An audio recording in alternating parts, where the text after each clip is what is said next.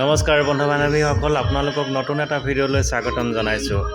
আজি মই উপস্থিত আছোঁ নৱ উদ্যম যুৱক সংঘৰ প্ৰাংগণত। ইয়াত আজি 31 বহাগ 2026 বিহু সন্মিলনখনি আয়োজন কৰিছে। তাকে আপোনালোকক অলপ দেখাওঁ বুলি লৈছোঁ।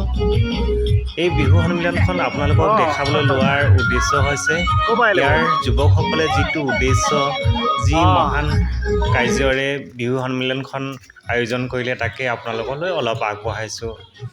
ইয়াৰ ডেকাৰ হকতে বিহু সন্মিলনখন আয়োজন কৰিবৰ কাৰণে গাঁৱৰ ঘৰে ঘৰে বিহু হুঁচৰি গাই অৰ্থ সংগ্ৰহ কৰি বিহু সন্মিলনখন পাতিছে। আৰু ইয়াৰ কোনো প্ৰতিযোগিতা বুলি নহয়, হুঁচৰি প্ৰদৰ্শনহে কৰা হৈছে। সেইটো এটা মই খুব ভাল পালোঁ, সেইকাৰণে আপোনালোকলৈ আগবঢ়াইছোঁ। হুঁচৰি প্ৰতিযোগিতা নহয়, ইয়াত প্ৰদৰ্শন কৰা হৈছে আৰু জেং বিহু প্ৰদৰ্শন কৰা হৈছে। সেয়েহে আপোনালোকলৈ